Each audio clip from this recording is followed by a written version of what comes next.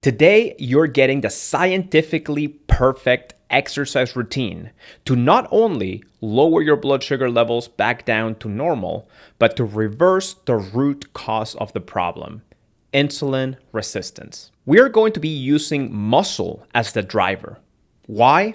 Because muscle acts like a glucose vacuum. Train it right, and it pulls sugar out of your bloodstream at exponential rates. And it keeps you insulin sensitive for 24 to 48 hours afterwards. That means even more glucose clearance while you sleep. As an exercise physiologist that helps people reverse insulin resistance, it's my duty to do the research and give you the best information out there to lower your blood sugar levels. I went deep on the clinical trials about type 2 diabetes and exercise, resistance training, intervals, and post-meal activity, and condensed them into a quick, day-by-day plan that you can do at the gym or at home in no more than 30 minutes. According to these studies, when you combine strength work with strategic walking and short intervals,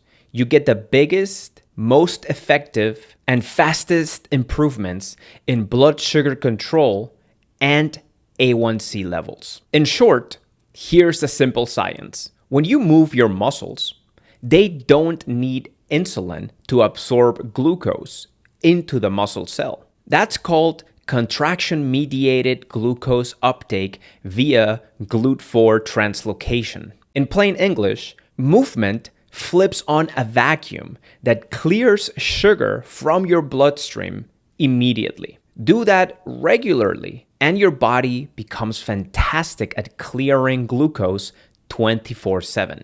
That's how I'm going to help you lower fasting blood sugar levels and A1C permanently. Both aerobic and resistance training improve glycemic control, with resistance training uniquely increasing muscle mass, improving the suctioning power of your glucose vacuums immediately. And multiple randomized controlled trials show that short intervals of high intensity can rapidly improve insulin sensitivity and lipids in people living with type 2 diabetes. So here is the science-based plan that you're going to follow every week to reverse insulin resistance, become more insulin sensitive, and lower your blood sugar levels for good. Number 1, 2 full body strength days, also known as resistance training. Number 2, 1 short interval training day. Ideally, you would fit a second short interval training day later in the week, but we'll talk about that in a second. And lastly, walking for 15 to 20 minutes after meals every single day, or at least after your largest meal of the day. And that's it. That's very doable. I'm going to show you how to do these exercises one by one. I'll even go a step further and show you how to do them at the gym or at home with resistance bands so no one gets left behind. Here's an example of how you're going to structure your week. On Mondays, you're going to do the full body strength day number 1. This is going to last 25 to 30 minutes. On Tuesday, you're going to rest.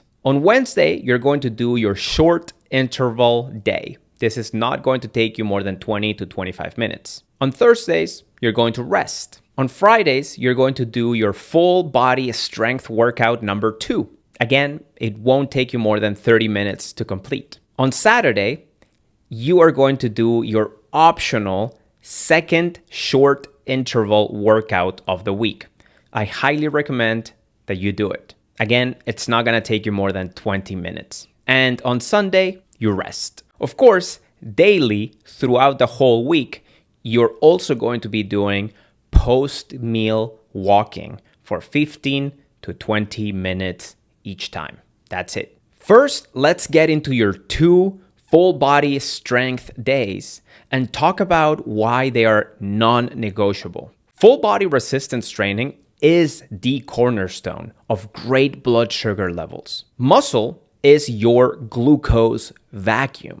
The more muscle you have, the more glucose that you can burn at any given time. And resistance training activates the suctioning power of your muscle fibers. Nothing else has this effect. According to a randomized trial published in Diabetes Care, progressive resistance training dropped A1C levels significantly, and 72% of the participants in this study reduced or got off diabetes medications entirely. That's a huge accomplishment for a randomized trial. Also, a recent review confirms that strength training for 2 to 3 times per week significantly improved glycemic control in type 2 diabetes. So now that we have our framework for resistance training and we know that it will help us lower our blood sugar levels, let's dive into my favorite part as an exercise physiologist: exercise prescription.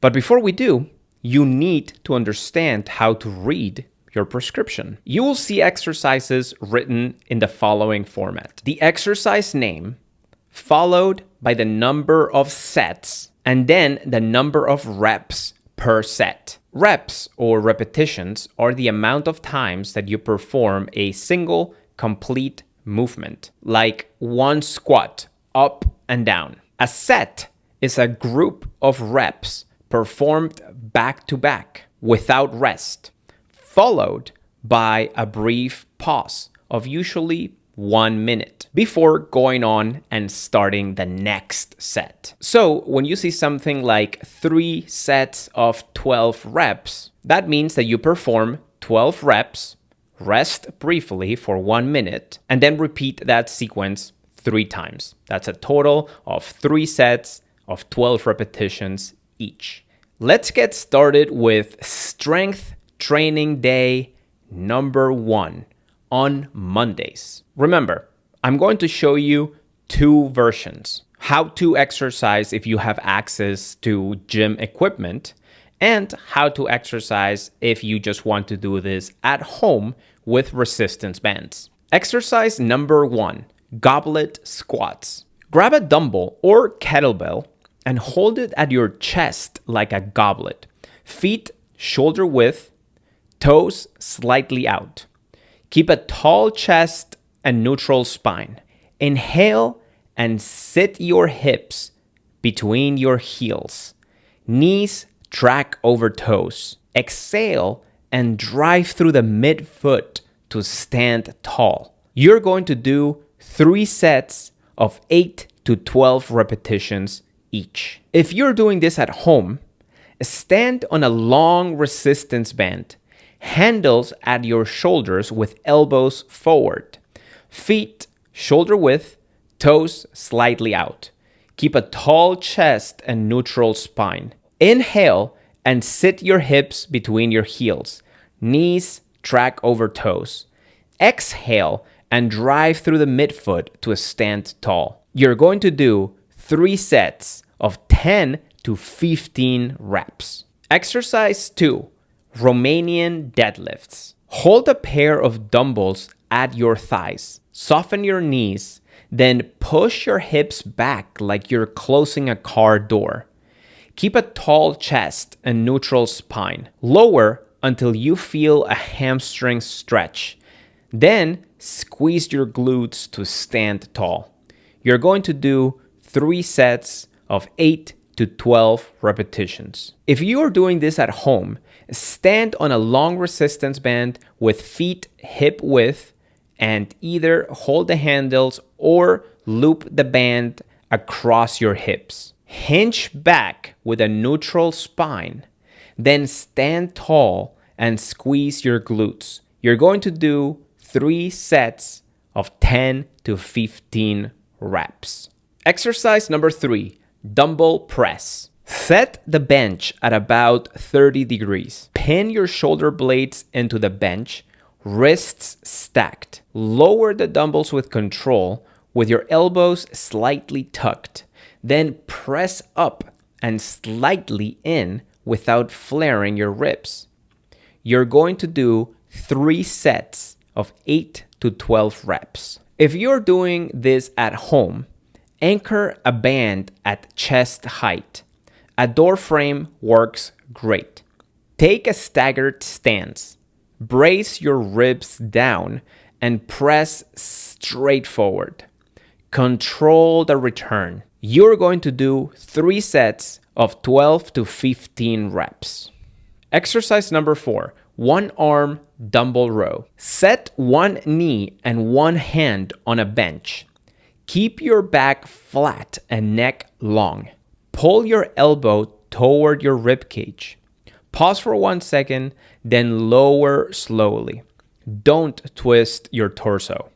You're going to do 3 sets of 8 to 12 reps per side. If you're doing this at home, anchor a band at mid-chest height. Hinge your hips slightly. Pull to your ribs. Squeeze your shoulder blades together and control the return. You're going to do 3 sets of 10 to 15 reps. Number 5, core finisher with Pallof press. You can do this at the gym or at home. Anchor a band at chest height. Stand side on to the anchor. Hold the handle at your chest, then press straight out and resist the urge to rotate. Hold for 1 to 2 seconds, then return. You're going to do 3 sets of 10 to 12 reps per side. For all of the exercises that I just prescribed, rest 60 to 75 seconds between sets. That's it for day 1. It shouldn't take you more than 30 to 40 minutes to complete. Now, the effort that you put into these sets is very important. They can't be mediocre sets. Your RPE needs to be between 7 and 8. RPE is rate of perceived exertion. So an RPE between 7 and 8 means that the set that you are doing feels hard, but you still have 2 to 3 reps left in the tank by the end of the set. In other words, you could still do 2 to 3 more reps if you had to, but no more than that. Before we go on to the next workout, let's talk about your daily non-negotiable, the post-meal walk. Right after you eat is when most spikes happen. If you do a simple, easy walk for 10 to 15 minutes right after you finish eating, your muscles will flip on the contraction-mediated glucose uptake that we talked about. So sugar moves into your muscle cells at exponential rates. Researchers in this crossover randomized control trial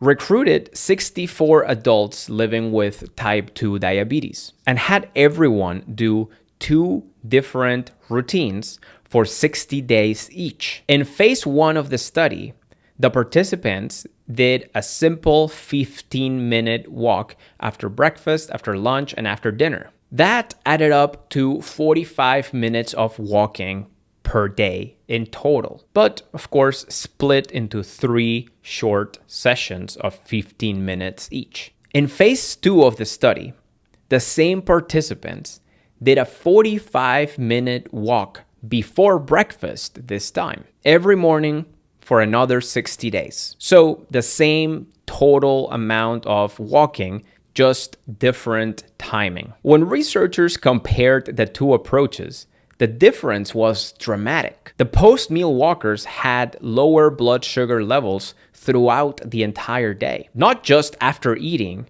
but also before meals and even before bedtime. Their HbA1c, which reflects their average blood sugar levels, dropped significantly more than when they exercised just once in the morning. In simple terms, spreading out short bouts of walking right after eating was far more effective than doing one long session at a different time of the day.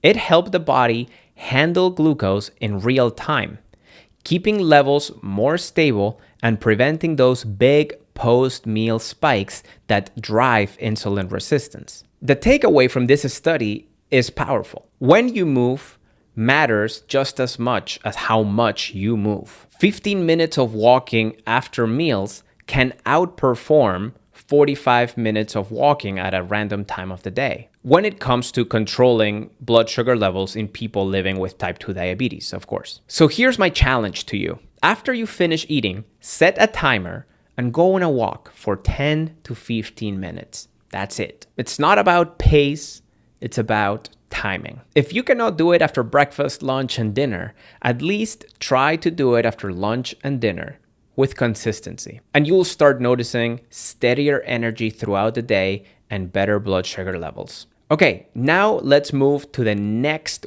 workout of the week. Your short interval workout on Wednesdays, also known as high intensity interval training. This is actually super easy.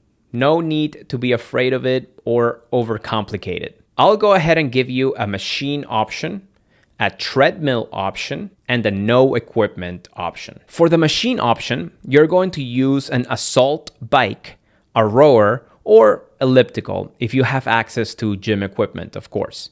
First, warm up for 5 minutes on easy. Then go all out for 30 seconds, hard. About an RPE of 9, which is reaching your maximum intensity. Followed by 60 seconds on easy, RPE between 3 and 4. You're going to do this for 6 rounds. And then cool down for 3 minutes on easy. Simple. For the treadmill option, you're going to set the treadmill to a 5 to 7% incline. Again, warm up for 5 minutes at an easy pace. Then go move it up to a 45-second brisk walk, about RPE 8, followed by 60 to 90 seconds on easy, RPE 3 to 4. You're going to do this for 6 rounds. Cool down for 3 minutes on easy. And for the no machines option, if you don't have any machines or you rather do this at home, you're going to do marching intervals. First, warm up for 3 minutes on easy. Then, go for 30 seconds marching fast, followed by 60 seconds on easy again. You're gonna do this for 8 rounds. And then, of course, cool down for 2 to 3 minutes on easy. That's it. Short interval days shouldn't take you more than 20 minutes to complete. Here's a quick safety note for all workouts. If you are on insulin or medications like glimepiride, glyburide, or glipizide, monitor your blood sugar closely because exercise can lower it very quickly. Keep fast-acting carbohydrates nearby in case your blood sugar goes too low, and talk to your clinician about adjusting your doses if needed. Now, let's move on to your second full-body strength workout of the week on Fridays. Exercise number 1, Bulgarian split squats. Set your back foot on a bench, front foot forward. Keep a tall chest. Drop straight down, front knee tracks over your toes, then drive your front midfoot to stand. You're going to do 3 sets of 8 to 12 reps per side. If you're doing this at home, place a long band under your front foot and bring the handles to your shoulders, elbows forward. Same movement. You're going to do 3 sets of 10 to 15 reps per side. Exercise number 2, hip thrusts. Place your upper back on a bench, feet hip width. Slight posterior pelvic tilt. Drive your hips up. Pause at the top, then lower with control. You're going to do 3 sets of 10 to 15 reps. Add weight over your hips to make it more difficult as you progress. If you're doing this at home, loop a band across your hips, anchor it under your hands, upper back on a couch or chair, and perform the exact same movement. You're gonna do 3 sets of 12 to 15 reps. Exercise number 3, seated dumbbell shoulder press. Sit tall with your ribs stacked. Press overhead without flaring your ribs. Then lower with control. You're gonna do 3 sets of 8 to 12 reps. If you're doing this at home, stand on a long band with handles at your shoulders. Press straight up and control the way down. You're gonna do 3 sets of 12 to 15 reps. Exercise number 4, lat pull down. Take a grip just outside shoulder width. Slight chest lift. Pull your elbows toward your ribs. Pause for 1 second, then return slowly. You're gonna do 3 sets of 8 to 12 reps. If you're doing this at home, anchor a band high, top of a door, for example. Kneel or stand tall. Pull to your upper chest, pause, and then return with control. You're gonna do 3 sets of 12 to 15 reps. And lastly, for the core finisher, you're gonna do dead bugs. You can do this at the gym or at home.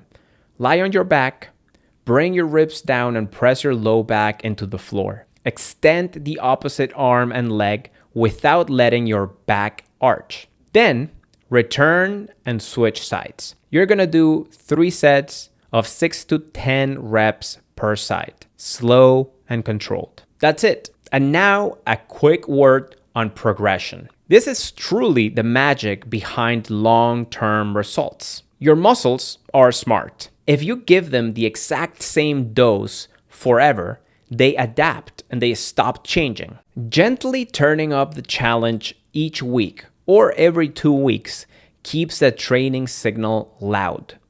So you keep building the very thing that lowers blood sugar.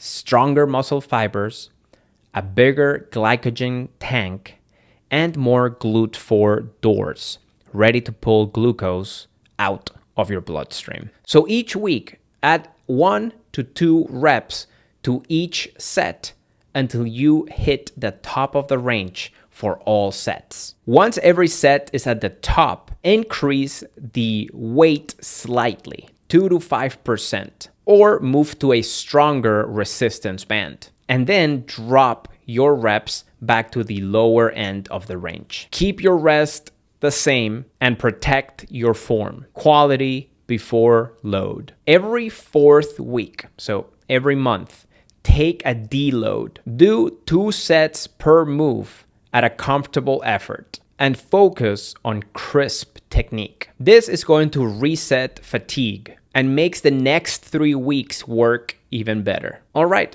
That's your whole week dialed in and how to progress over time. Remember, if you want a second interval day, simply repeat day 3 on Saturdays. Let's summarize this masterclass by emphasizing why this works so beautifully to lower your blood sugar levels. Number 1, GLUT4 translocation.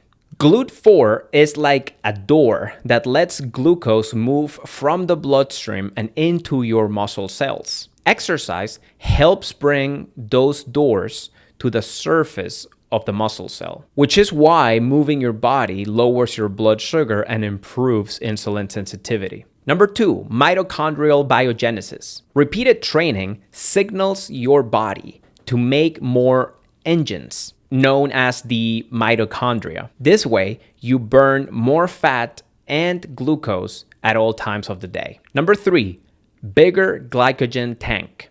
More and stronger muscle means more storage. This way, glucose has a home in your muscle instead of floating around in your bloodstream. And number 4, whole body insulin sensitivity. Intervals and strength training increase AMPK and other pathways that make your body respond to insulin again. That right there is root cause reversal.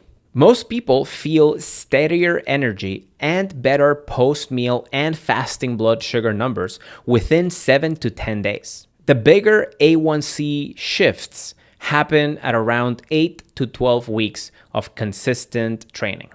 Based on the evidence that we have covered, this exact blend, full body strength, short intervals, and post-meal walking, is the fastest, most sustainable way to lower blood sugar levels and restore insulin sensitivity. If you want my done for you resistance bands exercise routine, which is slightly different than the one that I showed you today, go ahead and comment bands below and I'll send it your way. It's free. In there, you'll also find a link to the resistance bands that I recommend. If this helped you, please go ahead, give it a like, subscribe to our channel, and send this video to someone that might benefit. Remember, build the muscle, walk the meals, keep it simple. Your numbers and your life will follow. Take care.